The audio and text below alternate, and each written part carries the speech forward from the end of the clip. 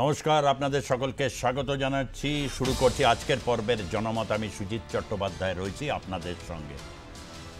আজকে যে বিষয়টাকে নিয়ে আলোচনা করব, আমি বারবার করে 9 থেকে 10 মাস ধরে বাংলাদেশ নিয়ে যখন বিভিন্নভাবে অনুষ্ঠানগুলো করেছি, জনমতে বিতর্কে গেছি, বিশ্লেষণে গেছি, বিভিন্নভাবে গেস্টরা তাদের যারা প্যানেলিস্ট থেকেছেন তারা তাদের মতামত দিয়েছেন যে বাংলাদেশের রাজনীতির প্রভাব কোনো না কোনোভাবে এসে পশ্চিমবঙ্গে পড়বে, একটা পোলারাইজেশন রাজনীতি তৈরি হবে।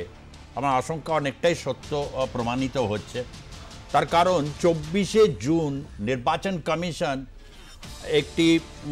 তাদের একটি সিদ্ধান্ত জানায় এবং সেই সিদ্ধান্ত মোতাবেক বিহার নির্বাচনে নতুনভাবে ইলেকটোরাল রোল যেটাকে বলা হয়, অর্থাৎ হচ্ছে যে ভোটার তালিকা সংশোধন তারা করবে বলে জানায়। কেননা লাস্ট যে ভোটার তালিকা সংশোধন হয়েছে 2003 সালে, 2003 সালের পর 22 বছর পর 2025-এ বিহারের নভেম্বর মাসে যে ভোট, সেই ভোটের জন্য যে নির্দেশিকা আসে এবং তারপরে পশ্চিমবঙ্গের ক্ষেত্রেও এটা প্রযোজ্য হবে, যেটা 1 আগস্ট থেকে শুরু হবে। স্বাভাবিকভাবে নতুন ভোটার কার্ড আবার করা, 2003 সালের যারা বিহারে বোনাফাইড হিসাবে, বোনাফাইড অর্থাৎ বৈধ ভোটার তাহলে কারা, 2003 সালে যাদের লাস্ট রিভিশন অনুযায়ী পরের ভোটগুলো অ্যাটেন্ড করেছে বা ভোট দিতে গেছেন ভোট কেন্দ্রে গিয়ে, মূলত তারা ছাড় পাচ্ছেন। কিন্তু অনেকে রয়েছেন যে তাদের নাম ভোটার কার্ডে আছে, তারা সেভাবে জানেনই না। বিশেষভাবে বিহারে আমরা জানি বিহারের 7,90,00,000 ভোটার আছে। এই 7,90,00,000-এর মধ্যে 4 কোটি ভোটারকে ইতিমধ্যে বৈধ বলে ঘোষণা করে দিয়েছে নির্বাচন কমিশন। বাকি আরও 3,90,00,000, প্রায় 4 কোটি রয়েছে, তারা বাদ যেতে পারেন এমন আশঙ্কা ক্রমশ তীব্র হচ্ছে। সংখ্যাটা ভাবুন, প্রায় 4 কোটি। এবং এই ঘটনার জেরে হুলস্থুলু পড়ে যায় গোটা ভারতবর্ষ জুড়ে, বিশেষ করে বিহারে রাষ্ট্রীয় জনতা দল, লালু প্রসাদ যাদবের কংগ্রেস, তারা মূলত অভিযোগ করে তাদের ভোট ব্যাংকের টার্গেট করা হচ্ছে, অর্থাৎ গরিব মানুষ, প্রান্তিক মানুষ এবং শিডিউল কাস্ট ট্রাইব, তারা হচ্ছে মূলত টার্গেট লিস্টে রয়েছে। এটাকে তারা সরাসরিভাবে অভিযোগ করেন এবং যে টাইম ফ্রেম দেওয়া হচ্ছে, কেন 30শে জুন এটার, মাফ করবেন, 30শে সেপ্টেম্বর এটা শেষ প্রসেসটা শেষ হবে। ইতিমধ্যেই বিভিন্ন ক্ষেত্রে ফর্ম দেওয়া হয়েছে, আপলোডের সংখ্যা এখনও পর্যন্ত উল্লেখযোগ্য হারে নয় এবং এটা কিন্তু রীতিমতো চিন্তায় ফেলে দিয়েছে বিরোধী রাজনৈতিক দলকে।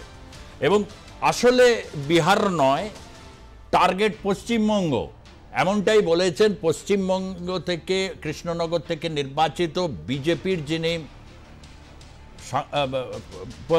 তৃণমূল কংগ্রেসের যিনি সাংসদ মহুয়া মৈত্র এবং সাগরিকা ঘোষ যিনি রাজ্যসভার সাংসদ তৃণমূল কংগ্রেসের, দুজনেরই বক্তব্য হচ্ছে পশ্চিমবঙ্গকে হচ্ছে আসল টার্গেট এবং অগাস্ট মাস থেকে ইলেকটোরাল রোল, যেটাকে বলা হচ্ছে SIAR, মানে একেবারে নিবিড়ভাবে যেটা সংশোধনই, অর্থাৎ এটা অত্যন্ত অনেকগুলো ক্রাইটেরিয়া, 11টা প্রায় ক্রাইটেরিয়া আছে এবং সেখানে জন্মের প্রমাণপত্র দিতে হবে। এমনকি নতুন যারা তুলবেন তাদের জন্মের শুধু না, তাদের বাবা মায়েরও জন্ম বৃত্তান্ত, অর্থাৎ কোথাও হচ্ছে বার্থ সার্টিফিকেট, আর এগুলো হলেই অনেকেই প্রমাদ গণেন। তার কারণ ভারতবর্ষে একটা সংখ্যাগরিষ্ঠ মানুষের কাছে এগুলো কতটা আছে এই নিয়ে একটা বিরাট চ্যালেঞ্জ রয়েছে। সুপ্রিম কোর্টে ইতিমধ্যেই গেছেন মহুয়া মৈত্র সহ অ্যাসোসিয়েশন অফ ডেমোক্রেটিক রিফর্ম, যারা নির্বাচন কমিশনের দ্বারা তাদের বোনাফাইড একটি সংগঠন, তারা ইতিমধ্যেই গেছেন এবং এটির শুনানি হবে সুপ্রিম কোর্টে। ইতিমধ্যে এই বিষয়টাকে নিয়ে পারদ চড়ছে, তার কারণ হচ্ছে বাংলায় বিরোধী রাজনৈতিক দল ভারতীয় জনতা পার্টি, যিনি বিরোধী দলনেতা, তিনি বারবার করে অভিযোগ করেছেন যে বিশেষ কয়েকটা জেলা এবং সীমান্তবর্তী জায়গাগুলোতে অস্বাভাবিক হারে ভোটার বৃদ্ধি এবং একটি সম্প্রদায়, বিশেষ সম্প্রদায়, সরাসরিভাবে বলা ভালো মুসলিম জনসংখ্যার বৃদ্ধি, এবং যাদেরকে বলা হচ্ছে অনেকেই বাংলাদেশ থেকে আগত ইললিগ্যাল ইমিগ্রেন্ট। এই নিয়ে বিধানসভার বাইরে তিনি সরব হয়েছেন এবং তাদেরকে ভোটার কার্ড থেকে বাদ দিতে হবে, কারণ এটাই হচ্ছে তৃণমূল কংগ্রেসের ভোট ব্যাংক, এমনটা তার অভিযোগ। আমি আজকে এই বিষয়টা নিয়ে বিতর্ক করব, তার কারণ এই বিষয়টা অনেকের কাছে অত্যন্ত গুরুত্বপূর্ণ এবং বিরোধীরা এই ঘটনাটাকে বলছে ভোটবন্দি, অর্থাৎ নোটবন্দি যেরকম হয়েছিল, যেখানে বাতিল হয়ে যাওয়ার পর গোটা দেশ জুড়ে একটা হুলস্থুলু পরিস্থিতি তৈরি হয়েছিল। নোটবন্দির পর এটা ভোটারদেরকে কি বঞ্চিত করা হচ্ছে? এমনকি তৃণমূল কংগ্রেস এই অভিযোগও করছে যে ব্যাকডোর দিয়ে এনআরসিকে চালু করার চেষ্টা হচ্ছে, national register for citizenship backdoor দিয়ে চালু করা হচ্ছে এবং ইতিমধ্যেই এটা দিয়ে রাজনৈতিক পারদ ধীরে ধীরে চড়তে শুরু করেছে। আগস্ট মাসে এলে এটা হয়তো একটা চরম জায়গায় পৌঁছবে। আমরা আজকে এই নিয়ে বিতর্কে যাব, সরাসরি বিতর্কে যাব। এটা কতটা নির্বাচন কমিশন কি এই কাজটি কি সঠিকভাবে তারা করছে, বা তারা এটা করার জন্যে কি ভারতীয় জনতা পার্টি দ্বারা প্রভাবিত হচ্ছে? কি বলছেন মহুয়া মৈত্র, আগে একটু শুনবো, তারপরে এক এক করে প্রত্যেকের বক্তব্য এবং হচ্ছে সরাসরি ডিবেটে প্রবেশ করব। শুনবো মহুয়া মৈত্র ঠিক কি বলছেন। बिहार केवल बाकी है, अभी काम तो बंगाल में बाकी है। এটাই হচ্ছে নির্বাচন কমিশনের নতুন নীতি। আর এটা বিহার বাংলাকেই এটাকে বাংলার যে আমাদের নির্বাচন হচ্ছে 26-এ, সেটা কিভাবে বিজেপিকে সাহায্য করে বাংলার ভোটারদের ভোটাধিকার কেড়ে নেওয়া যায়, এটাই হচ্ছে তাদের মূল উদ্দেশ্য। এতে গরিব মানুষ, পিছিয়ে পড়া মানুষ, নিরক্ষর মানুষ এবং যারা ভ্যালিড ভোটার তাদের কিন্তু ভোটাধিকার নেওয়া হবে। এটা কমপ্লিটলি অসাংবিধানিক। তাই জন্য তা নিয়ে মমতাদি বিস্তারিতভাবে বলেছেন এবং আমি কোর্টে গেছি। আজকে ডিবেটে রয়েছেন অরিজিৎ বক্সি, ভারতীয় জনতা পার্টির মুখপাত্র। অরিজিৎ বক্সি, আপনাকে স্বাগত জানাচ্ছি। রয়েছেন কল্যাণী বিশ্ববিদ্যালয়ের রাষ্ট্রবিজ্ঞানের অধ্যাপক ডক্টর প্রদীপ চট্টোপাধ্যায়, আপনাকেও স্বাগত জানাচ্ছি। এবং রয়েছেন তৃণমূল কংগ্রেসের মুখপাত্র হিসাবে সম্রাট চক্রবর্তী। সম্রাটবাবু, আপনাকেও আমি স্বাগত জানাচ্ছি। আমি প্রথমে ভারতীয় জনতা পার্টি দিয়ে শুরু করতে চাইব। মহুয়া মৈত্রর বক্তব্য শুনলেন। 2026 সালে পশ্চিমবঙ্গে ভোট এবং বোনাফাইড যারা ন্যায্য ভোটার তাদেরকে বঞ্চিত করার জন্য নির্বাচন কমিশনের ইনিশিয়েশনের মধ্যে বলা যায় যে ভারতীয় জনতা পার্টির একটা প্রভাব কাজ করছে, যেহেতু জ্ঞানেন্দ্র কুমার, যিনি এখন বিজেপির নির্বাচন কমিশনে যিনি এখন প্রধান, অভিযোগ তার বিরুদ্ধেও। এবং বিহারে ইতিমধ্যে এটা চাঞ্চল্য তৈরি করেছে, কিন্তু পশ্চিমবঙ্গের ক্ষেত্রে ঘুরপথে এনআরসি লাগু করা হচ্ছে, ভোটবন্দি, এই অভিযোগগুলো করছেন এবং মহুয়া মৈত্র সুপ্রিম কোর্টে গেছেন, তার বক্তব্য শুনলেন। আপনাদের স্ট্যান্ড পয়েন্টটা ঠিক কি, ক্লিয়ার করুন। দেখুন সুজিতবাবু, প্রথমেই বলি আমি ভারতীয় জনতা পার্টির মুখপাত্র, ইলেকশন কমিশন অফ ইন্ডিয়ার মুখপাত্র নই।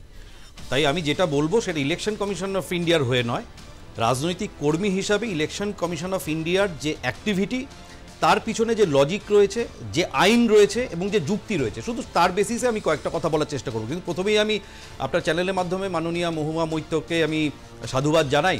উনি আবার সামাজিক জগতে ফিরে এসেছেন, অত্যন্ত শুভেচ্ছা রইল ওনার আগামী দিনের সামাজিক এবং রাজনৈতিক কর্মকাণ্ডে। আমি প্রথমে একটাই কথা বলি, আমার দিদা পূর্ববঙ্গী একটা কথা বলেন, পড়ল কথা ঘরের মাঝে, যার ব্যথা তার বুকে বাজে। বিহারে ইলেকটোরাল রিফর্ম হচ্ছে, আমি মেনে নিতে পারি যোগেন্দ্র যাদবের একটি স্বেচ্ছাসেবী সংগঠন আছে, বা এডিআর বলে একটি স্বেচ্ছাসেবী যারা ওয়াচডগ, পলিটিক্যাল ওয়াচডগ, ইলেকশন, তারা মামলা নিয়ে হাইকোর্টে, সুপ্রিম কোর্টে গেছেন। তৃণমূলের হয়ে মহুয়া মৈত্র দৌড় মারলেন কেন? উনি কি বিহার থেকে পরবর্তী নির্বাচনে প্রতিদ্বন্দ্বিতা করবেন? কিছু পরিকল্পনা হচ্ছে? হতেও পারে, বা আমার জানা নেই, এটা তৃণমূল বলতে পারবে। আমার বক্তব্য হচ্ছে যে এই যে কথাটা বলছিলেন ভোটবন্দি, আমার এটা শুনতে শুনতে মনে পড়ে গেল খুব রিসেন্ট, এই কয়েকদিন আগে, রথের আগের দিন, মাননীয় মুখ্যমন্ত্রী দীঘায় বসে একটা ফর্ম নিয়ে, হঠাৎ আমি সেদিন অন্য একটি চ্যানেলে ছিলাম, চলাকালীন বিকেলবেলা একটা ফর্ম দেখিয়ে বলছিলেন, দেখুন দেখুন দেখুন কি করছে, সবাইকে বাদ দিয়ে দিচ্ছে। একটা ফর্ম দিয়েছে, 1984 পর থেকে বাদ চলে যাচ্ছে, 2003-এর আগে থেকে বাদ চলে যাচ্ছে। চ্যানেলের সঞ্চালকও একটু ঘাবড়ে টাবড়ে গিয়ে উনিও ফর্মটা নিয়ে বলতে, হ্যাঁ সত্যি তো তাই। 5 মিনিট পরে যখন সেই ফর্মটা আমি লাইন বাই লাইন পড়লাম এবং চ্যানেলে পড়ে শোনালাম, তাতে দেখা গেল এটাই লেখা রয়েছে, শুধু টিক করুন আপনি 1983-র আগে জন্মেছিলেন, 1983 থেকে 2004-এর মধ্যে জন্মেছেন, না 2004 থেকে তার পরবর্তী সময় জন্মেছেন। অর্থাৎ পুরো স্পেকট্রামটাই কভার করা ছিল। ঠিক একই মিথ্যাচারিতা এখানে হচ্ছে। স্বাধীনতা বলছি আমি, স্বাধীনতা উত্তর যুগে ইলেকশন কমিশন অফ ইন্ডিয়া 17 বার এই ধরনের ইন্টেন্সিভ রিভিশন করেছে। এটা নতুন কিচ্ছু নয়। 2003-এও হয়েছিল, এবং সবচেয়ে বড় কথা হচ্ছে 2003-এ যেটা হয়েছিল সেটা মাত্র 31 দিন টাইম হাতে নিয়ে হয়েছিল, যেখানে এবারে যেটা হচ্ছে সেটা একটা লম্বা সময় ধরে, ওর থেকে অন্তত 3 গুণ সময় নিয়ে হচ্ছে। কারণ আমরা জানি বিহারের নির্বাচন নভেম্বরের শেষ বা ডিসেম্বরের শুরুর দিকে হবে, আর আপনি একটু আগে বললেন যে সেপ্টেম্বর অবধি ডেডলাইন রয়েছে, তাহলে এটা হচ্ছে জুন, জুলাই, আগস্ট, সেপ্টেম্বর, 4 মাস তো এমনিতেই পাওয়া যাচ্ছে। শুধু সেটা নয়, একটা জিনিস মাথায় রাখতে হবে, 2003-এ যখন এই লাস্ট ইন্টেন্সিভ রিভিশনটা হয়েছিল, তখন কিন্তু তথ্য প্রযুক্তি সেভাবে উন্নত ছিল না, টোটাল কাজটাই হয়েছিল পেপার বেসড ভেরিফিকেশন। সেখানে আজকের দিনে অ্যাডভান্স টেকনোলজি, এবং তার সাথে সবচেয়ে যেটা উৎসাহব্যঞ্জক বিষয়, এটা আপনারা দেখেছেন যে এই মুহূর্তে বিহারে প্রায় 1 লক্ষের কাছে ভলেন্টিয়ার,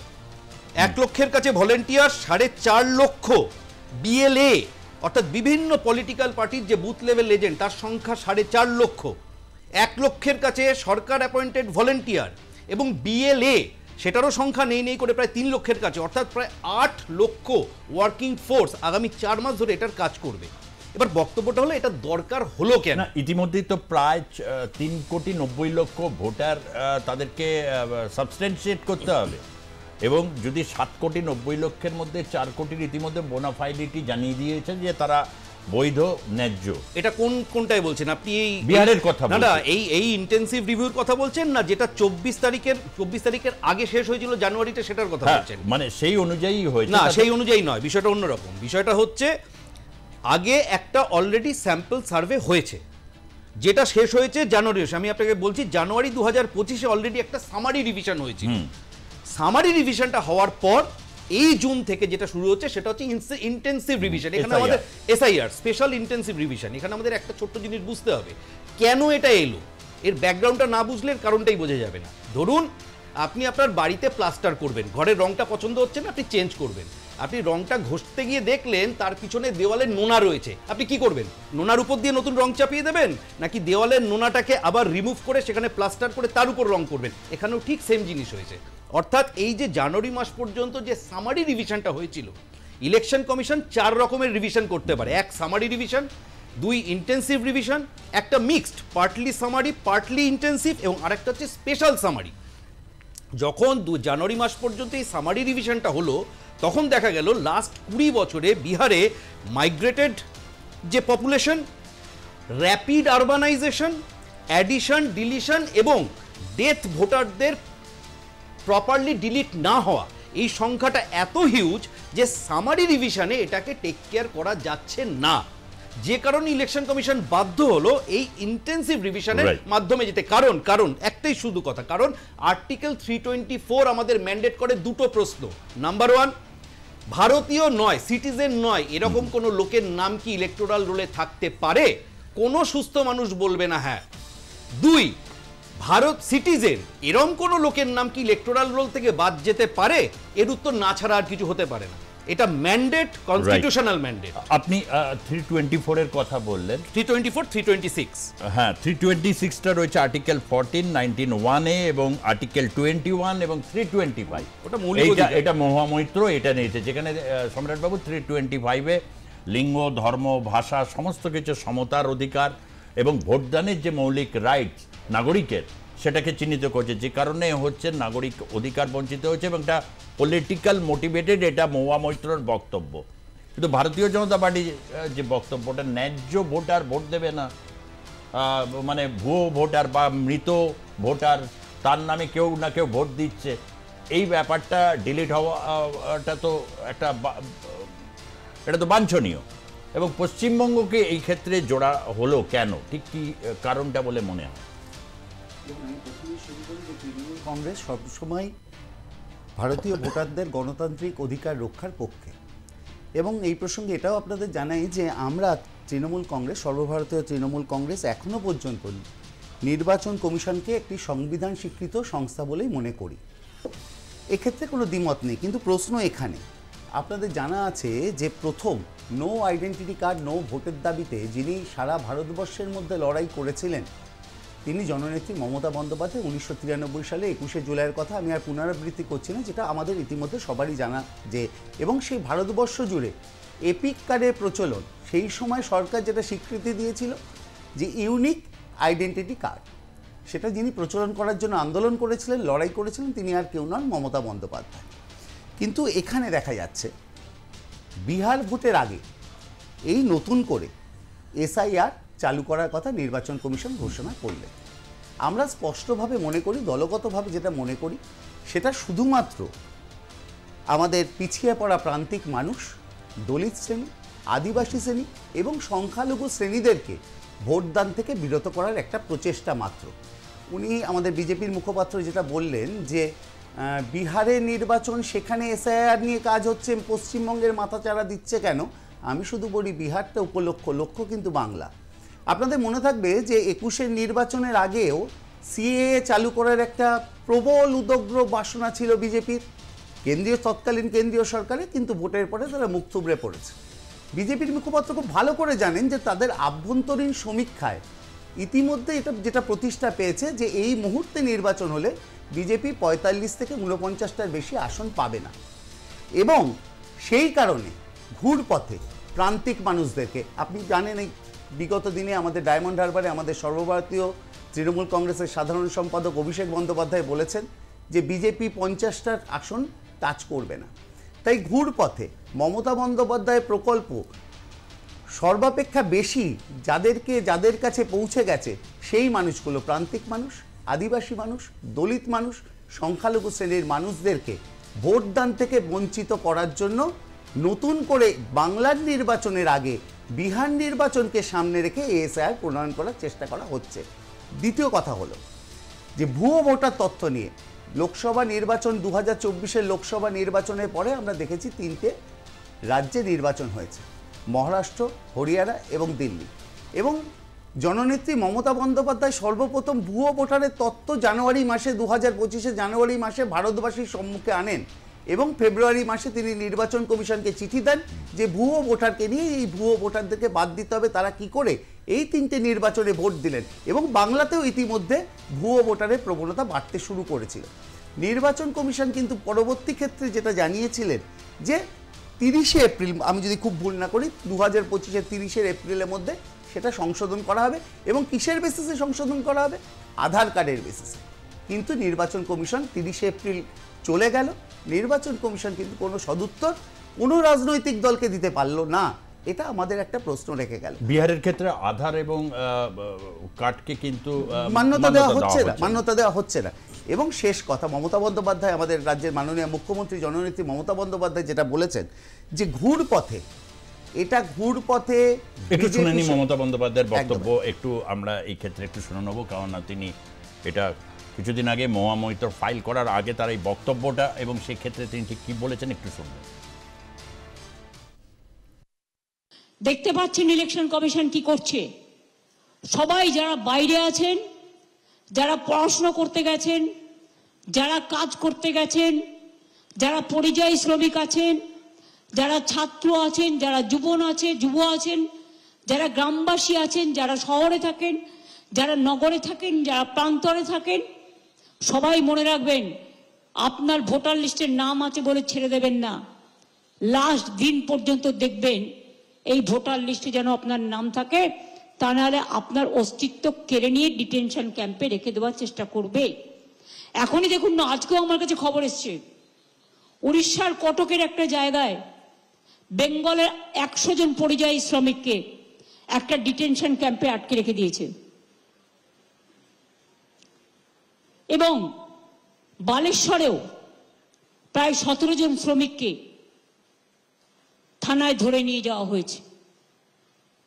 গতকালও আপনাদের আমি বলেছিলাম, তারপরে ছাড়িয়ে নিয়ে আসা হয়েছে, তাদের সব ডকুমেন্ট আছে, এবং আজকেও আমি চিফ সেক্রেটারিকে দায়িত্ব দিয়েছি কথা বলে এটাকে শর্ট আউট করার। কিন্তু প্রতিদিন কেন বাংলায় কথা বলে কি অপরাধ? তাহলে অন্য ভাষায় কথা বলাও অপরাধ? আমাদের ভারতবর্ষ মানেটা কি? পাঞ্জাব ও সিন্ধু, গুজরাট ও মারাঠা, দ্রাবিড়, উৎকল, বঙ্গ, সারা দেশকে নিয়ে থাকবে। সব দেশেই সব রাজ্যের বর্ডার থাকে, অন্যান্য দেশেরও বর্ডার থাকে, but they are Indian. They belongs to, somebody may belongs to Bengal, somebody may belongs to Rajasthan, somebody may belongs to Gujarat, somebody may belongs to Punjab, somebody may belongs to Odisha. I don't have any problem for that. But we are Indian ultimately. Can you bear with this? Every day you are torturing the West Bengal people because their mother tongue is Bengali. Whoever is staying in Bengal, every এটাতে কোনো সমস্যা নেই। সত্যি তো ভারতবর্ষে বিভিন্ন বা পরিযায়ী শ্রমিকটা যদি হয়, আরও একটু ডিটেলসে যখন যাব পরবর্তী অধ্যায়, অনেকে জানেন না SC ST আমার তো রয়েছেন যারা প্রত্যন্ত গ্রামে থাকেন, অনেকে তাদের ডকুমেন্টস জোগাড় করা, যদি এরকম প্রমাণপত্র দিতে হয়, এমনকি 2000 সালের পরে অনেকে জন্মেছে হয়তো তাদের কাছে সে ডকুমেন্টস নেই। পরিযায়ী শ্রমিকরা তো ফ্যামিলি নিয়ে, আমরা তো দেখেছিলাম করোনার সময় তাদের কী অবস্থা। কিন্তু যে বিষয়টাই আছে, শুভেন্দু অধিকারীর তো বক্তব্য বারবারই হচ্ছে এই রাজ্যে অবৈধ ইললিগাল ইমিগ্র্যান্ট, সেটাকে বাদ দেওয়া এইটা এবং হাই পোলারাইজেশনসটাকে ঘটানো, সেটা তো কোনো জায়গা থেকে আসে। আমি একটু শেষ করিনি আমার জায়গা থেকে, যেটা আমাদের নেত্রী মমতা বন্দ্যোপাধ্যায় বললেন যে সেটা হচ্ছে একটা ঘুরপথে NRC। এই 2026-এর নির্বাচনের আগে, বাংলায় নির্বাচনের আগে একটা ঘুরপথে NRC চালু করার একটা চেষ্টা প্রবণতা দেখা যাচ্ছে এবং নির্বাচন কমিশনকে ব্যবহার করে কেন্দ্রীয় সরকার সেটা করছে। আপনি একটা জিনিস ভাবুন যে 1/7/1927 তার আগের যাদের জন্ম তাদেরকেও কিন্তু প্রমাণপত্র দিতে হবে। আপনি ভাবুন আজকে যে মানুষটার বয়স 80, 70, 75, 65, তাকেও কিন্তু তার জন্মস্থান বা জন্ম তারিখের শংসাপত্র প্রমাণ হিসাবে দিতে হবে। পরবর্তী ক্ষেত্রে কি দিতে হবে? বাবা অথবা মায়ের যে কোনো 87 পর থেকে 2004 অবধি বাবা মা মায়ের শংসাপত্র দিতে হবে। তার পরবর্তী ক্ষেত্রে আচ্ছা বলুন তো, সেই পুরনো দিনে সেই সমস্ত কাগজ কতজন মানুষ জমিয়ে রেখেছে, কত ভোটার, কত বৈধ ভোটারকে বঞ্চিত করা হবে। আমি আপনাদেরকে একটা ছোট্ট কথা বলে এই প্রসঙ্গে শেষ করছি। 1935 সালে নাৎসি জার্মানিতে পূর্বপুরুষদের কাগজ দেখতে চাইতেন। আজকে ভারতবর্ষ কি সেই দিকে এগোচ্ছে? আমরা কি সেই দিকে যাচ্ছি? এই প্রশ্ন। বৈধ ভোটারদেরকে বঞ্চিত করতে চাইছে বিজেপি বাংলার নির্বাচনকে লক্ষ্য রেখে। আমি আসছি একটু, আমি এই দুজনেরই যেহেতু বক্তব্য শুনলাম, একটু প্রদীপবাবুর কাছ থেকে আমি একটু জানতে চাইব। NRC ঘুরপথে, এটা হচ্ছে মূল কথা। NRCটা তো ওইটাই আর কি, যে নাগরিকত্বের যে প্রশ্নে, যেখানে হচ্ছে একটা হচ্ছে অনুপ্রবেশকারী, একটা শরণার্থী, CA প্রশ্নটা যেহেতু রয়েছে, ঘুরপথে NRC জনগণনা কোথাও একটা নির্দিষ্ট কি একটা লক্ষ্যপথে কি এগোতে চাইছে? নির্বাচন কমিশন এক্ষেত্রে বৈধ ভোটার বা হচ্ছে যখন এই নাগরিকত্বের ব্যাপারটা যখন এরকম আসবে, সিটিজেন জনগণনা, তখন আরেকটা দিক আর কি, এটা কোথাও কি এটা ঘুরপথে এই শব্দটা ব্যবহার করা হচ্ছে এবং ভোটবন্দি এই টার্মিনোলজিটা আসছে, সেখানে অনেক বৈধ ভোটার বঞ্চিত হবে, এটাকেই আশঙ্কা করা হচ্ছে। আশঙ্কা কি সত্য না অমূলক? দেখুন, আমার মনে হচ্ছে যে আশঙ্কাটা সত্য বা অমূলকের থেকেও বড় কথা যে এই প্রক্রিয়াটা কেন চালু হলো হঠাৎ। কারণ 2003-এর পরে এটা হয়নি। তার কারণ হচ্ছে তখন কম্পিউটারাইজড ইলেকটোরাল রোল এসে গেছিলো, তার জন্য আর এগুলো হচ্ছিল না। এখন আবার নতুন করে শুরু হয়েছে। এখন শুরু হওয়ার কতগুলো প্রেক্ষাপট আছে, যেটা দুজন আমার পূর্ববর্তী বক্তা বললেন। আমার এই বিষয়ে বিশ্লেষণ যাওয়ার আগে একটা বড় প্রশ্ন, সেটা হচ্ছে যে এই ইন্টেন্সিভ রিভিউর মাধ্যমে যদি ধরা যাক বিশাল সংখ্যক বৈধ ভোটার তারা ভোটদানে বঞ্চিত হলেন, ধরে নিচ্ছি, তাহলে যারা যেখানে শাসক দল আছে তারা কি ভোটে জিততে পারবেন? আমার প্রশ্নটা অন্যদিকে, যে আমি ধরলাম যে ইলেকশন কমিশন এইটা একটা করছে যে প্রত্যেকের ডকুমেন্টেশন আছে কি, সেই ভোটাররা যদি বঞ্চিত হয়, ভোট দিতে না পারে, ভোট ধরুন দিতে পারলো না, 1 কোটি 2 কোটি 3 কোটি 2.5 কোটি ভোট দিতে পারলো, ন্যায্য ভোটার ভোট দিতে না পারলে সেটা ওইটা প্রশ্নটা পরে। প্রথম প্রশ্ন হচ্ছে, যদি আমি শাসক দলে থাকি, যদি আমার সঙ্গে সংগঠন থাকে, মানুষ থাকে, তাহলে 1 কোটি ভোট যদি আমি কম পাই তাহলেও আমি জিততে পারবো, এই ভরসা আমার থাকা উচিত। 1 নম্বর প্রশ্ন। সেকেন্ড, যে বৈধ কি অবৈধ তার কতগুলো ক্যারেক্টারিস্টিক রয়েছে, যে 2003-এর আগে একরকম পেপার চাওয়া হচ্ছে, 2003-এর পরে আরেক রকমের পেপার চাওয়া হচ্ছে। এখন 2003-এর পরে যারা জন্মেছেন, যারা নতুন ভোটার, তাদের কিন্তু বাবা মার যে শংসাপত্র সেটাও লাগছে, যে তারা যে সিটিজেন আমাদের ভারতবর্ষে।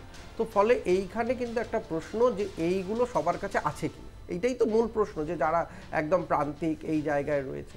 কিন্তু আমরা এতদিন যেটা জানতাম সেটা হচ্ছে আমাদের আধার কার্ড, ভোটার কার্ড বা প্যান কার্ড বা পাসপোর্ট। এখন দেখুন, পাসপোর্ট, গভর্নমেন্ট আইডি কার্ড এগুলো সবার কাছে না থাকতে পারে। ম্যাট্রিকুলেশন সার্টিফিকেট যেটা মাধ্যমিক পাশের, সেখানে অনেক সময় বার্থের উল্লেখ থাকে, সেটাও যদি না থাকে, সেটা ধরলাম সেটাও নেই, তাহলে কিন্তু আজকে কিন্তু এতদিন ধরে যখন ভোট হলো, আধার কার্ড এবং ভোটার কার্ড এই দুটো কিন্তু একটা আমার গ্রহণযোগ্য ছিল। তাহলে প্রশ্ন হচ্ছে যে এখন এই দুটো হঠাৎ গ্রহণযোগ্যতা হারিয়ে ফেলছে কেন? এই গ্রহণযোগ্যতা হারিয়ে ফেলছে তার কারণ ইতিমধ্যে তৃণমূল কংগ্রেসও পয়েন্ট আউট করেছে, বিরোধীরাও পয়েন্ট আউট করেছে যে অনেক ভুয়ো ভোটার তারা ভোটার লিস্টে রয়েছে। এই ভুয়ো ভোটারদের বাতিল করব কি করে? কারণ এই ভুয়ো ভোটার হলেও তার কাছে আধার কার্ড রয়েছে, এপিক রয়েছে, তাহলে তাদেরকে বাদ দেব কি করে? এই জন্য এখন আমার কাছে এই বার্থ সার্টিফিকেট, বাবা মার বার্থ সার্টিফিকেট, যেগুলো কিন্তু আসলে এনআরসি সিএ একটা ক্যারেক্টারিস্টিক্স রয়েছে, ফলে যারা বিরোধীরা বলছে এটা ঘুরপথে এনআরসি সিএ করার প্রচেষ্টা, তারা কিন্তু যে খুব একটা মিথ্যে বলছে তা নয়। কিন্তু তাদের এটাও মনে রাখতে হবে, যেহেতু যে ফেজগুলোর কথা অরিজিৎবাবু বললেন, 3টে ফেজেরই রেখেছেন কিন্তু টিকমার্ক দেওয়া, এবং 3 জনের ক্ষেত্রে 3 ধরনের কাগজ চাওয়া হচ্ছে, শংসাপত্র চাওয়া হচ্ছে। ফলে এনআরসি সিএ যদি ঘুরপথে কেউ করতে চায়, যখন সোজা পথে করতে চেয়েছে বাধা পেয়েছে, ঘুরপথে করতে চাইলেও বাধা পাবে। তার কারণ সাধারণ জনগণ তারা এনআরসি সিএ এর উপরে বিক্ষোভ দেখিয়েছিল। আসামে যখন এনআরসি সিএ করা হলো, তখন বেশিরভাগ হিন্দু বাঙালি তারা দেখাতে পারেনি এই শংসাপত্র, যে তার বাবা মা বা তাদের পরিবারের ঠাকুরদা এইখানে জন্মেছেন বা নাগরিকত্বের চিঠি। ফলে সেখানে আসামে থমকে গেছে, ডিটেনশন ক্যাম্পে চলে গেছে অনেক। কিন্তু এই যে পুরো মানে 2019-এ যখন এনআরসি সিএ এর কথাটা এসেছিল, সেটা আজকে 2025 অবধি হলো না কেন? হলো না তার কারণ এটা গ্রহণযোগ্যতা পায়নি সাধারণ মানুষের কাছে। আর আজকে বিহার অ্যাসেম্বলি নির্বাচন বা পশ্চিমবঙ্গের যে অ্যাসেম্বলি নির্বাচন আসছে, আমার মনে হয় এগুলোকে বাদ দিয়ে যদি সারা দেশে যেমন সেন্সাস শুরু হচ্ছে, সেরকম যদি সারা দেশে এটা চালু হতো, ক্ষেত্র ক্ষেত্র না ধরে যার যার নির্বাচন আছে তার আগে আগস্ট থেকে চালু হচ্ছে সেন্সাস।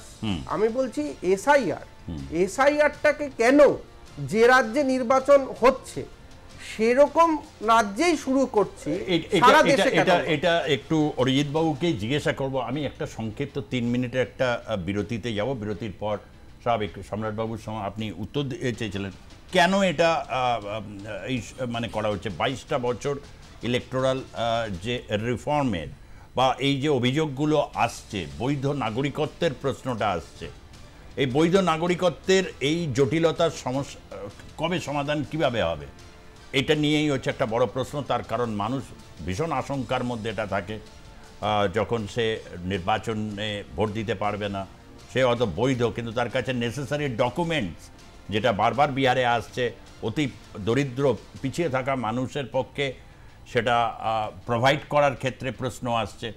পশ্চিমবঙ্গ রয়েছে আমরা অরিজিৎ বক্সি, আপনি শুনলেন সম্রাট বাবুর আমি একটা জিনিস বক্তব্য। বলি যে ভাষা আলোচনা করে লাভ নেই, একদম সরাসরি বলুন, ভাষা আলোচনা করে লাভ নেই। হ্যাঁ, পরিষ্কার, খুব পরিষ্কার। এখন কথাটা হচ্ছে এই বিষয়ের উপর, এটা কমপ্লিটলি একটা টেকনিক্যাল বিষয়, এবং এর উপর কথা বলতে হলে শুধুমাত্র মুখ্যমন্ত্রী কি বললেন না সেটাকে ফলো আপ করে গেলাম ওইভাবে হয় না। আপনাকে বুঝতে হবে ইলেকশন কমিশনের নোটিফিকেশনটা কি। আমি উনি আমাদের যিনি তৃণমূল মুখপাত্র আছেন, ইলেকশন কমিশনের মুখপাত্র আপনি বিজেপির মানে ঠিক কি চাইছে, বিজেপির বক্তব্যটা আমরা বিজেপি কিছু চাইছে না। বিজেপি একটাই জিনিস চাইছে, যে যিনি ভারতবর্ষের নাগরিক তার ভোটাধিকার যেন সুরক্ষিত থাকে, যিনি ভারতের নাগরিক নন তিনি যেন কোনোভাবে ভোটাধিকার না পান। এবার আমি একটা কথা বলি, নাগরিকটা কিভাবে ঠিক হবে বলছি খুব সহজ জিনিস। প্রথম কথা, নাগরিকত্ব ঠিক হওয়ার এখানে বিষয়টা নেই, একটা গুলিয়ে দেওয়ার প্রচেষ্টা চলছে, বিভিন্ন রকম অদ্ভুত কথাবার্তা, ভোট দিতে দেবে না, হ্যান করবে না, ত্যান করবে, ওসব কিছু নেই। সিম্পল জিনিস, ইলেকশন কমিশন যে প্যারামিটার্সগুলো দিয়েছে, মাত্র 4টে পয়েন্টের প্যারামিটার্স।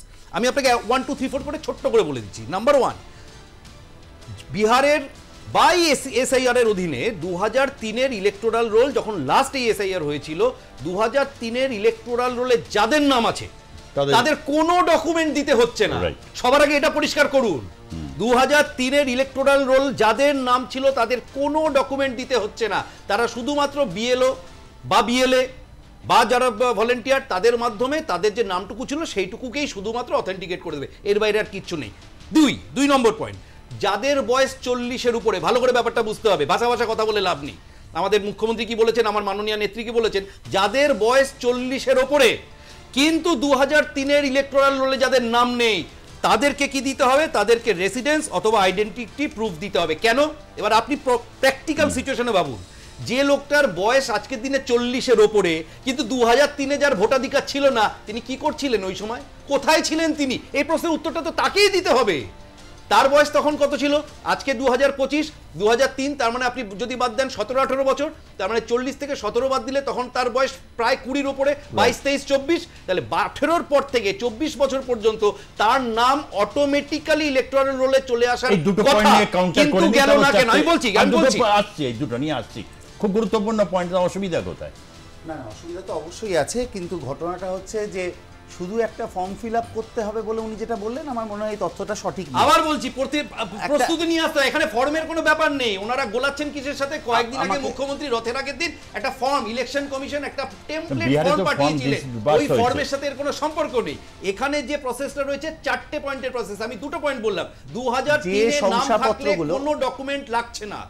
আমার বলা 2003টা কোনো ডকুমেন্ট আছে, এটা তো এগ্রি করেন? যে শংসাপত্রগুলো চাওয়া হচ্ছে, প্রথম কথা আমি বলি, কার কাছে চাওয়া হচ্ছে আগে সেটা তো বলুন। যে শংসাপত্রগুলো চাওয়া হচ্ছে সেই শংসাপত্রের ক্ষেত্রে দেখা যাচ্ছে যে ভারতবর্ষের ক্ষেত্রে বহুল ব্যবহৃত যে আইডেন্টিটি প্রুফ বা যে প্রুফগুলো রয়েছে সেগুলোকে বাদ দেওয়া হয়েছে। যেমন আমি ধরে নিই যে ভারতবর্ষে 134 কোটি মানুষের কাছে আধার কার্ড আছে। আমরা এতদিন ধরে কেন্দ্রীয় সরকারের নিয়ম অনুযায়ী শুনলাম আধারের সাথে ব্যাংকের লিঙ্ক করুন, আধারের সাথে রেশনের লিঙ্ক করুন, আধারের সাথে ফোন নাম্বারের লিঙ্ক করুন। আজকে আধার কার্ড অবৈধ। কেন বলা হচ্ছে অবৈধ? আধার কার্ড কারা মেইনটেইন করে? কে বলেছে আধার কার্ড অবৈধ? কোন নোটিফিকেশন উনি দেখাতে পারবেন আধার কার্ড অবৈধ? আধার কার্ডে শংসাপত্র গ্রহণ করা হচ্ছে না। আধার কার্ডে শংসাপত্র গ্রহণ করা হচ্ছে না। উনি চ্যানেলে বসে বলছেন আধার কার্ড অবৈধ। আধার কার্ডে শংসাপত্র গ্রহণ করা হচ্ছে না। আধারের একটাই বলা রয়েছে যে আধারকে কখনোই সিটিজেনশিপের প্রুফ হিসেবে ধরা হবে না। আমি ভারতীয় জনতা পার্টির মুখপাত্র হিসেবে বলছি, আমরা এতদিন পর্যন্ত শুনে এসেছিলাম আধার কার্ডই হচ্ছে একমাত্র ইউনিক আইডেন্টিটি প্রুফ। আধার কার্ডই হচ্ছে ইউনিক আইডেন্টিটি প্রুফ। অদ্ভুত। আজকে 91 কোটি মানুষের কাছে ভোটার আই কার্ড আছে। ভোট দেওয়ার সময় আমরা এতদিন ভোট দিয়েছি, ভোটার আই কার্ড বৈধ ছিল। আজকে তো যে এসআইআর হচ্ছে সেটা ভোটের জন্য হচ্ছে। সেই ভোটার আই কার্ড 91 কোটি ভারতবর্ষের মানুষের কাছে আছে, তা শংসাপত্র হিসেবে বিবেচিত হচ্ছে না। 80 কোটি মানুষের কাছে রেশন কার্ড আছে, শংসাপত্র হিসাবে বিবেচিত হচ্ছে না। সরকারি প্রকল্প যারা পাচ্ছেন, সরকারি কাজের যারা সুবিধা পাচ্ছেন, 100 দিনের কাজের অধিকারের যে 14 কোটি কার্ড আছে, সেটাও কিন্তু শংসাপত্র হিসাবে বিবেচিত হচ্ছে না। আজকে আমাদের প্রতীকবাবু যেটা বললেন যে সরকারি দল কি ভোট ফেস করতে ভয় পাচ্ছে, আমি শুধু একটা তথ্য জানিয়ে রাখি। বিগত মে টু নভেম্বর, বিগত লোকসভা নির্বাচনের পরে মে মাস থেকে নভেম্বরের মাসের মধ্যে 12টা উপনির্বাচন পশ্চিমবঙ্গে তৃণমূল কংগ্রেস জিতেছে, এবং কালীগঞ্জ ধরলে বিগত 1 বছরে 13টা উপনির্বাচন তৃণমূল কংগ্রেস জিতেছে। নির্বাচনে ভয় পাওয়ার ব্যাপার নয়, ব্যাপারটা হচ্ছে যে ভোটারদের গণতান্ত্রিক অধিকার প্রয়োগ করার ক্ষেত্রে একটা অন্তরায় সৃষ্টি করার চেষ্টা করা হচ্ছে প্রান্তিক মানে এবং ঘুরপথে। এবং পরিষ্কার সরাসরি বলি, 45 থেকে 49টার বেশি আসন পাবে না বলে আপনারা অনুপ্রবেশ করে যাদের ঢুকিয়েছেন তাদের ভোটাধিকার সুরক্ষিত করার জন্য এটার উত্তর দিন। অনুপ্রবেশের কথা বলছেন তো, আমি আজকে আপনি 2015 থেকে কেন সীমান্ত সিল করতে দিলেন না? আজকে আপনি বড় বড় কথা বলছেন যে বাঙালি হ্যারাস হচ্ছে। বাঙালি তো আপনার কারণে হ্যারাস হচ্ছে। 2015 থেকে কেন্দ্রীয় সরকার যখন বারে বারে বলেছিল যে জমি দিন, আমি সীমান্ত সিল করব, জমি দিন, আমি অনুপ্রবেশ দেখার দায়িত্ব কাদের? কেন্দ্রীয় সরকারের। ফেলিও যদি হয়ে থাকে কেন্দ্রীয় ইন্টেলিজেন্সের দলীয়, কেন্দ্রীয় ইন্টেলিজেন্সের দলীয়। আপনি কেনেননি, বিএসএফ কি করছিল? জমি অধিগ্রহণ করে বিএসএফ কোথায় কাজ করবে? আপনি জমি অধিগ্রহণ না করে দিলে আপনি ফেডারেল স্ট্রাকচারটাই বোঝেন না। ভুল কথা বলে মানুষকে বিভ্রান্ত বলে মুশকিল বলছি। কোন তথ্য নেই এর মধ্যে, আপনি শুনুন, কোন তথ্য নেই এর মধ্যে। আপনি বিভ্রান্ত ভাষা তর্ক করবেন না। আপনিও ভাষা তর্ক করছেন। 640 একর জমি এখানে সীমান্তবর্তী আপনি অঞ্চলে আমাকে কেনার বলুন জন্য না টাকা যে আধার কার্ড বৈধ শংসাপত্র নয় কেন? কেন আজ পর্যন্ত আধার কার্ড বৈধ শংসাপত্র নয় কেন? 356 একর জমি শুধু আপনি কেনা শুধু হলো এই প্রশ্নের কেন উত্তর দিন। 364 একর জমি আপনি এখন শুধু এই আপনারা প্রশ্নের অধিগ্রহণ উত্তর করলেন দিন। না। আধার কার্ড বৈধ শংসাপত্র আপনারা নয় কেন? বাঙালি ভাষার আজকে আড়ালে অনুপ্রবেশকারী ঢুকিয়ে সারা ভারতবর্ষের আপনারা- ইন্টিগ্রিটিকে ব্যাহত করেছে। আপনারা বাঙালিদের ভয় পাচ্ছেন। আজকে তার পাপ হিসাবে আপনারা বাঙালিদের সারা নির্বাচনের ভারতবর্ষে আগে কথা শুনতে বাঙালিকে হচ্ছে। ভয় পাচ্ছেন, দাদা। আপনারা বাঙালিকে বদনাম করিয়ে দিয়েছেন আপনারা সারা বাঙালিদের ভারতবর্ষে। ভয় পাচ্ছেন, বাঙালিদের ভয় পাচ্ছেন আপনারা। নির্বাচনে লড়ার আগে বিহারকে উপলক্ষ করে লক্ষ্য করেছেন না, বাংলাকে। একটা প্রশ্ন তো আপনি এগ্রি করছেন এই জায়গাটায় যে জমি, ওটা অন্য বিতর্ক। কোথাও একটা জায়গায় ইললিগাল ইমিগ্রেন্টস আছে, এটা কি আপনি স্বীকার করছেন? তাহলে যদি থাকে তাহলে সে দায় অবশ্যই কেন্দ্রীয় সরকারের থাকে। দায়টা আরে অন্য যদি প্রশ্ন। থাকে তো কেন্দ্রীয় সরকারকেই তো সেটা বাঁচতে হবে, তাহলে আপনি সেখানে বাধা দিচ্ছেন কেন? অদ্ভুত ঢুকলো কথা। কি করে সেটা আপনি তার প্রশ্ন মানে আগে কি উত্তর দিন। চাইছেন? যারা আসলো কি করে সেটা যার উত্তর আগে দিতে ভোটাধিকার হবে। নেই, তার মানে আপনি এনশিওর করতে চান যে ভোট দিক, ভারতীয় না হয়ে না, তিনি এখানে- ভোট দেবেন। 2024 এটাই তৃণমূল কংগ্রেস 2024 চাইছে তো। তাদের ভোট দিয়েছেন তো। তৃণমূল কংগ্রেস এটাই চাইছে তো। 2024 তাদের আপনি ভোট চাইছেন দিয়েছেন। অনুপ্রবেশকারীরাও ভোট দিক, আপনি চাইছেন আপনি চাইছেন আনসারুল না, না, বাংলার ঠিক যিনি আছে। ধরা পড়েছেন তিনিও আচ্ছা, ভোট দিক, আচ্ছা, জামাতের লোকও ভোট দিক, এটাই আপনি আচ্ছা চাইছেন। ঠিক আছে, এই আপনারা তো চাইছেন। স্পেড টু স্পেড এলো আপনার বিরুদ্ধে এটা অভিযোগ। আমি তো বললামই শুরুতে যে পোলারাইজেশনসের একটা ভাষা। হ্যাঁ, কি বলছেন প্রদীপ বাবু? আমার কথা হচ্ছে যে এই যে বলা হচ্ছে যে বাংলা ভাষার যারা যারা যেখানে ধরা পড়ছে অনুপ্রবেশকারী, এটা টার্গেটটা হচ্ছে তো বাংলাদেশ থেকে আসা যারা এসেছেন অনুপ্রবেশ। তো আমার কথা হচ্ছে বাংলাদেশের সঙ্গে ভারতের বর্ডার সেটা কি শুধু পশ্চিমবঙ্গেই আছে? আর কোনো রাজ্যে বাংলাদেশের মাধ্যমে অনুপ্রবেশ ঢুকতে পারে না? এই যে সব সময় বললেই বলা হয় যে পশ্চিমবঙ্গ শুধু একটুখানি জমি অনেক দেয়নি, বেশি কাঁটাতার জমি নেই দেয়নি। মণিপুর, না না না দাঁড়ান, বা আমার ওইসব কথা হচ্ছে রাজ্যগুলোতে, যে আমি মিজোরাম। কি এই তথ্যটা প্লেস করতে পারি, স্বরাষ্ট্রমন্ত্রক এই তথ্য প্লেস করতে পেরেছে যে যতজন অনুপ্রবেশকারী ধরা পড়েছে প্রত্যেকেই পশ্চিমবঙ্গের বর্ডার উইথ বাংলাদেশ দিয়েই ঢুকেছে। আপনি কোথায় এইটা কি দেখেননি তাহলে প্রদীপ বাবু? না না জাভেদ না, যখন ধরা না, না, পড়ছিল, আসাম জাভেদ যখন ঢুকেছে। ধরা পড়লো, আসাম তিনি থেকেও কি- আছে, কি আসামেও বললেন? রয়েছে, পশ্চিমবঙ্গ পুলিশের statement। আসামেও তিনি রয়েছে, লস্করে তৈরি মেঘালয়েও হয়ে রয়েছে, পশ্চিমবঙ্গের border survey করতে এসছে। পশ্চিমবঙ্গে কিভাবে সার্ভে এখানে করে অনুপ্রবেশ রয়েছে। হয়? আসামের তথ্য পশ্চিমবঙ্গ কোথায়? তো role model আসামের তথ্য অনুপ্রবেশে। কোথায়? তৃণমূল এগুলো হাত আমাকে ধরে বলতে হবে। একমাত্র role model নয় বলছেন। একমাত্র না, না, নয়। একমাত্র না, রোল একমাত্র মডেল নয়। বলছেন। একমাত্র আমার কথা হচ্ছে মানে, আসামের তথ্য কোথায়? আসাম, মিজোরাম, মিজোরাম, মেঘালয়, এগুলো মেঘালয়, কোথায় তথ্য কোথায়? এগুলো তো রয়েছে। এখান থেকে কি কেউ ঢোকেনি? আচ্ছা, আর দুটো কি বলছিলেন সেটা নিয়েও একটু হয়ে যায়, কেননা সম্রাট বাবু তো উত্তর দিলেন। উনি উত্তর দিলেন না যে 2003 ইলেকটোরাল রোলে নাম থাকলে কোনো ডকুমেন্ট লাগছে না, আর যদি 2003 ইলেকটোরাল রোলে আপনার বয়স 40-এর না, বেশি হয়, একটা নাম না প্রশ্নের থাকে উত্তর তো আপনিও identity। দিচ্ছেন না কিন্তু। আধার কার্ড না, না, আপনি ওই প্রশ্নটা এক সেকেন্ড। আমি আধারের আধার ব্যাপারে কার্ড খুব এত, পরিষ্কার বলতে চাই, না, আমি আধার কার্ড আধারের এত কষ্ট করে করলাম, আমি এগুলো আধারের ব্যাপারে করলাম, খুব পরিষ্কার বলতে চাই, এখন এটার কোনো ভ্যালিডিটি নেই। কোন বৈধ ভোটার যাতে কোন রকম ভাবে অসুবিধার সম্মুখীন না হয়, সেক্ষেত্রে আমাদের আশা রইল আধার যদি কার্ড সম্ভব বৈধতা হয়, মেনে দেওয়া হয়নি, যদি এটা তাহলে technically কি সম্ভব আধার হয়, কার্ড বৈধতা মেনে দেওয়া হয়নি? আধার কার্ড তো আপনার দেওয়া ভোটার কার্ডের উপর করে হয়েছে না, অনুপ্রবেশকারীদের আপনার কি অদ্ভুত কথা বলছেন বান্ডিল ইস্যু আপনি, করেছে তথ্য আপনি নিয়ে। আপনি অবান্তর অপ্রাসঙ্গিক না, না, কথা না, বলছেন। কারা issue করে? সময় নষ্ট করবেন না। এখানে সময় নষ্ট। আধারের যখন আধার enrollment কার্ড হয়েছিল, কারা দিয়েছে? আধারের যখন এনরোলমেন্ট হয়েছিল সেখানে ভোটার কার্ড অ্যাপ্লিকেবল ছিল কি ছিল না, হ্যাঁ কি না বলুন? আধারের এনরোলমেন্টের সময় ভোটার কার্ড অদ্ভুত কথা বলছেন। একে 3 বছরের বাচ্চা আধার কার্ড আছে, সেখানে ভোটার কার্ড কোথায়? আপনার কাউন্সিলরদের 3 বাড়ি থেকে বছরের- বান্ডিল বান্ডিল ভোটার 3 কার্ড বছরের- বেরিয়েছে। 3 বছরের শিশু আধার কার্ড নিয়ে চলে, তার ভোটার কার্ড কোথায়? কোটা করে প্রতিটা অনুপ্রবেশকারীকে উনি- ভোটার কার্ড উনি বানিয়ে কি দিয়েছেন, বলছেন? স্বীকার করুন। উনি আমি যে জানি আমরা না। পরে আসি। আপনি আর দাঁড়ান, আমাকে এই প্রশ্নটা না, না, করতে দিন। দাঁড়ান, দাঁড়ান, আপনি শেষ করে বলুন দিন, আপনি আধার কার্ড বলবেন। বৈধ না বৈধ নয়? আমি তো বারে বারে বলছি, আমি ইলেকশন কমিশনের মুখপাত্র নই, আমিও চাই যে আধার কার্ড যদি সম্ভব হয় টেকনিক্যালি ইলেকশন কমিশনের কাছে আমাদেরও আগ্রহ থাকবে। আপনি এতক্ষণ বললেন মানুষের আপনি অসুবিধা, আমি ইলেকশন, প্রথম থেকে বলছি, আপনি আপনি শুনছেন এতক্ষণ না। বললেন আপনি 1927 ভোটার সালের কার্ড দিয়ে দিয়েছিলেন। আপনি বললেন ভোটার কার্ড থেকে আপনি আধার কার্ড, 1927 আপনি বললেন ভোটার কার্ড দিয়ে আধার কার্ড, ছিলেন। আধার যাক, কার্ড যাদের আছে এখন- সবাই এখন- ভোটার এখন আছে। মেনে নিয়েছেন। আপনি শুধু এই প্রশ্নের আপনি- উত্তর দিন। হ্যাঁ, বলছি। আধার কার্ড যাদের আছে প্রেশার সবাই বাড়াচ্ছেন ভোটার। কেন? আচ্ছা, প্রেশার একটা বাড়াচ্ছেন কমেন্ট কেন? এসছে একটু, শুনুন না, শুনুন না। আপনার এই দুটো মানে ইয়েতে একটা কমেন্ট এসছে, আমরা একটু কমেন্টটা দেখে নিয়ে একটু নেব। স্ট্রিমিং এ কমেন্ট এসছে, টিএমসি মানে হিন্দু বিরোধী, পাপ্পু প্রতিম এটা বলছেন। একটু সম্রাটবাবু এটার উত্তর কি হবে? একজন কমেন্ট করেছেন যে ইউটিউব স্ট্রিমিং হচ্ছে সেখানে।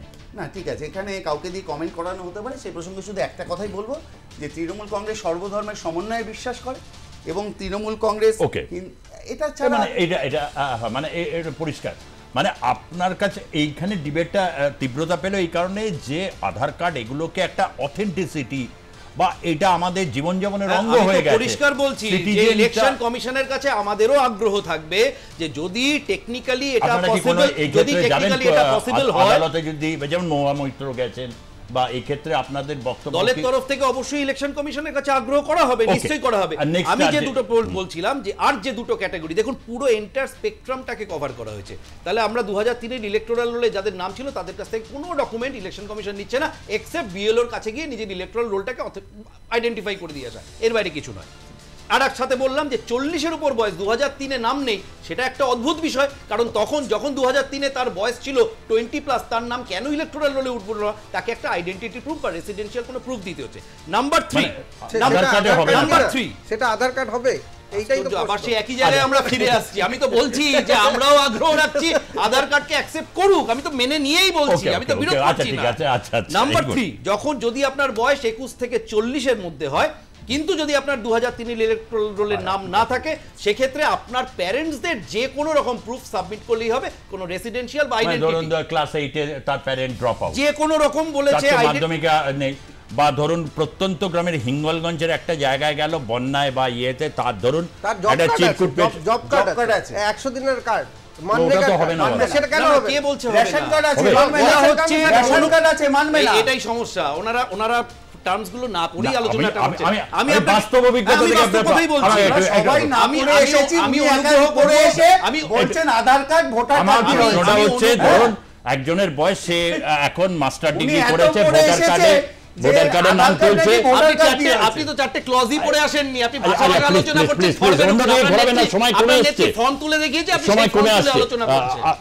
অরিজিৎ বাবু, আমার যেটা বক্তব্য হচ্ছে, ধরুন নাম তুলতে গেছে তার প্যারেন্টস, মা ক্লাস 4 ড্রপ আউট আর বাবা 7-8-এ পড়ার সময় ড্রপ আউট, এই ঝড়ে জলে বন্যায় তার সমস্ত ডকুমেন্টস উবে গেল, সে নেই, কি দেবে তাহলে? হ্যাঁ, এটা এই ক্ষেত্রে এইটা clear করে দিলেই হবে। বলছি যেটা ইলেকশন কমিশন বলেছে, আবারও বলছি, এটা বিজেপির প্রশ্নের উত্তর তো দিচ্ছি না, ইলেকশন কমিশন যেটা বলেছে আমি সেটাই শুধু বলতে পারবো। ইলেকশন কমিশন এক্ষেত্রে বলেছে যে 1.5 lakh BLA, 4 lakh BLO, 1 lakh volunteer এবং 4 লাখ বিএলও, এই টোটাল 6 লাখের ফোর্স, যেখানে যেখানে ডকুমেন্টারি এভিডেন্সের স্কেয়ারসিটি অর্থাৎ অভাব হবে, তারা ডোর টু ডোর গিয়ে সার্ভে করে তাদের অথেন্টিসিটি যাচাই করে এসে তারা রিপোর্ট করবে। এটাই তো সরকারের কাজ। তোমার যদি ডকুমেন্ট থাকে তুমি সেটা এসে প্লেস করো, 3-এ তোমার নাম থাকলে তোমাকে ডকুমেন্ট দিতেই হচ্ছে না। যদি কোনো রকম ডিফিকাল্টি থাকে, তার জন্য 6.5 লাখের একটা ওয়ার্কফোর্সকে ইসিআই এমপ্লয় করেছে, বিভিন্ন পলিটিক্যাল পার্টির সাহায্য নিয়ে। আজকে তেজস্বী যাদব ওখানে দাঁড়িয়ে কথা বলছেন, অথচ এই তেজস্বী যাদবই তো এই যে বিএলএ ফোর্সের একটা বড় পার্ট তার পলিটিক্যাল পার্টি থেকেই তো এসেছে। সুতরাং এই যে আলোচনাটা হচ্ছে, সম্পূর্ণভাবে মানুষকে বিভ্রান্ত করার এইটা- পলিটিক্যাল এজেন্ডা সামনে এগোনো হচ্ছে। এই বিএলএদের মধ্যে তো আপনাদের লোকও থাকবে, বিজেপি এটা একটু থাকবে, বলে দিই। Election লেফটের commission- থাকবে, তারা যদি বলে ইনি অথেন্টিক লোক, এখানে 100% তাদের হবে না। field surveyটাকে accept করা হবে। দেখাতে হবে, তারা এসে বললো সেটা ইলেকশন কমিশন কিছুটাই লোক মানবে না। বাড়ালে তো পেপার তৈরি হবে না। ইলেকশন কমিশন যখন কোনো সিদ্ধান্ত নেয়, তখন আমরা কি জানি, সবার আগে যে সিদ্ধান্তটা নিতে হয়, একটা সর্বদলীয় বৈঠক করতে হয়, বিভিন্ন রাজনৈতিক দলের মতামত নিতে হয়, সেখান থেকে একটা সিদ্ধান্তে উপনীত হয়, নির্বাচন কমিশন একটা সিদ্ধান্ত নিতে পারে। আমার 1.5 লাখ বিএলএ হোক বা 6 লাখ হোক, 10 লাখ হোক, আসবে তো আমার কাছে কাগজ চাইতে।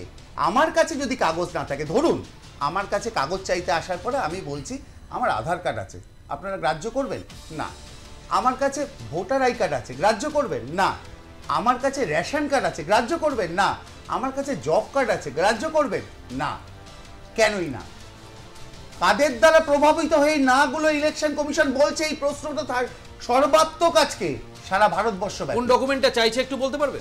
Birth certificate. কোন ডকুমেন্টটা চাইছে বলতে পারবেন? আইডেন্টিটি প্রুফ হিসাবে, সময় শেষ। Birth certificate separate, identity proof হিসাবে কোনটা চাইছে উনি জানেন না। আমি বলছি উনি জানেন না, কারণ উনি দেখেননি। একবারও বলা হয়নি যে আপনার আইডেন্টিটি যেখানে ডিসক্লোজ করবে এরকম কোনো আইডেন্টিটি প্রুফকে নেওয়া হবে না, একবারও বলা হয়নি। শুধুমাত্র বলা হয়েছে যে আধারকে তার রেসিডেন্সিয়াল প্রুফ হিসাবে ধরা হবে না, আধারকে সিটিজেনশিপ প্রুফ হিসাবে ধরা হবে না। আমি তো বারবার বলছি, ভারতীয় জনতা পার্টিও চায় যে মানুষের অসুবিধা দূর হোক, যদি টেকনিক্যালি পসিবল হয় আধারকেও ইনক্লুড করা হোক। এটা আমাদের বক্তব্য থাকবে। আজকের মতো এখানেই শেষ করছি আমি।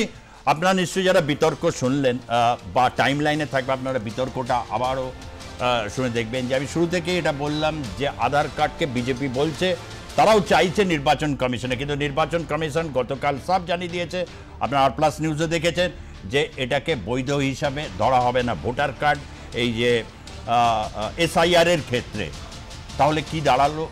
সেই যদি জন্ম শংসাপত্র যেটা নিয়ে তীব্র বিতর্ক হয়েছিল NRCর সময়, এটা যেমন একটা থাকছে, অন্যদিকে ভুয়ো ভোটার, এই প্রশ্নগুলো একটা বড় রয়েছে। ইতিমধ্যে নির্বাচন কমিশনের দিকে মহুয়া মৈত্রর বক্তব্য বা RJDর মনোজ ঝা, তারা পরিষ্কার কিন্তু এইদিকে ইঙ্গিত করেছে যে বিজেপি দ্বারা পরিচালিত হচ্ছে নির্বাচন কমিশন। এটা কিন্তু একটা বড় একটা রাজনৈতিক একটা ইস্যু হতে চলেছে, এ ব্যাপারে কোনো সন্দেহ নেই। আগামী দিনে এই বিষয়টার দিকে আমরা তীব্র নজর রাখবো। তার কারণ হচ্ছে এটা নিয়ে ইতিমধ্যেই হচ্ছে রাজনৈতিক পরিবেশ ধীরে ধীরে উত্তপ্ত হচ্ছে। ধন্যবাদ জানাচ্ছি আপনাকে আজকে আমাদের সঙ্গে যোগদান করার জন্য। অরিজিৎ বক্সি বিজেপি মুখপাত্র, ডক্টর প্রতীক চট্টোপাধ্যায় রাজনৈতিক বিশ্লেষক আপনাকে, এবং সম্রাট চক্রবর্তী তৃণমূল কংগ্রেসের মুখপাত্র, তিনজনকে আমি ধন্যবাদ জানিয়ে আপনারা যারা আজকে দুর্ভাগ্যজনক, কারণ এই ডিবেটটা আমাদের প্রত্যেকেরই বোঝা উচিত, মানে বোঝার দরকার, এবং তার সাথে জন্য অনেকেই ফোন করেছেন কিন্তু ফোনটা নিতে পারলাম না। আপনারা অবশ্যই টাইম লাইনে আপনাদের মতামত জানাবেন। আমরা যখন এটা নিয়ে ভবিষ্যতে প্রোগ্রাম করব, আপনাদের এই মতামতগুলোকে আমাদেরও কাজে লাগবে, আমরা এটাকে তুলে ধরব। ধন্যবাদ, নমস্কার।